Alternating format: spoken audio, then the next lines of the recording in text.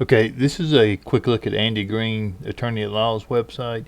And a couple of things. This isn't a reflection on the attorney. This is more a reflection on the website developer. And I'm guessing it's just a matter of time before web developers start getting sued as more websites start getting fined and sued for not being ADA compliant.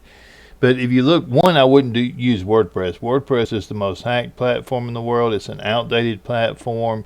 And to fix any problems, you've got to use plugins. And that's just adding more code on top of what's already bad code. If you look right here, if you would come through here, you can also see a couple of these. We've got some errors here in the code and errors here in the code as well. That's not coming through. This is a WordPress database error. He's got a blog on here, and I'm trying to keep this video short, so I'm just going to do the home page on here.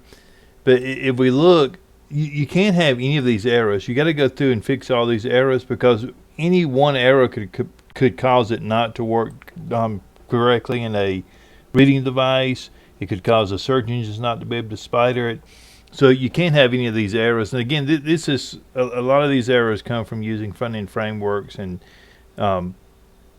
pre-built back-end platforms.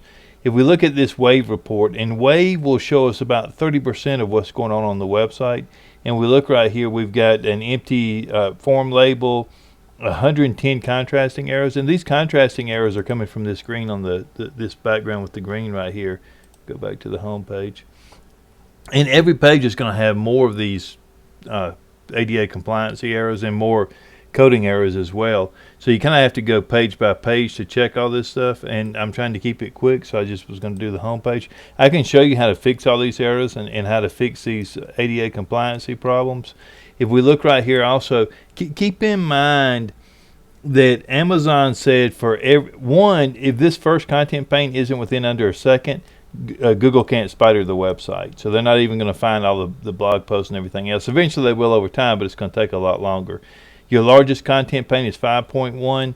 Amazon said for every 100 millisecond improvement in load times, they saw a 1 second improvement in conversions. And Cook said when they improved their website by 0.85 seconds, they saw a 7% increase in conversion. So there's a lot of studies that show that this time right here is costing the website money as well. If you look, I know a lot of people do this and they say, hey, it's got to be ADA compliant, it's got to be this and it's got to be that. This is the wave.webaim.org report here. It's free. You can check the website for free here. This is the W3C validation tool here, and you can check it for free here. And this is Google's own tool, the Lighthouse thing here. So this is Google's tool here, and all these are free, so you can check the website on any of these.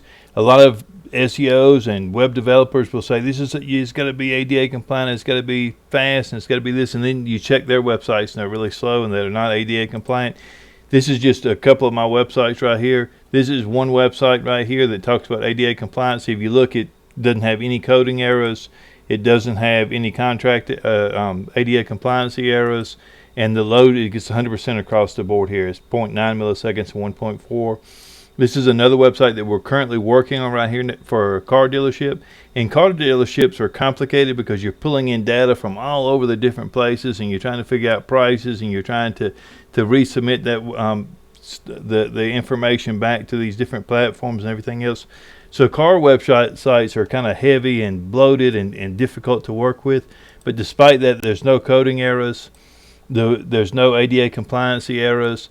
And the load time, it's got a 69 on the SEO, but that's because we're blocking the search engines so that because we don't want it to get it spidered, because we don't want to compete against the main website. But if you look, this has got 0.9 for the first content pane, 1.5 for the largest content pane. And this is the same here. This is the one that I was showing you the first time. This is 0.9 and 1.4.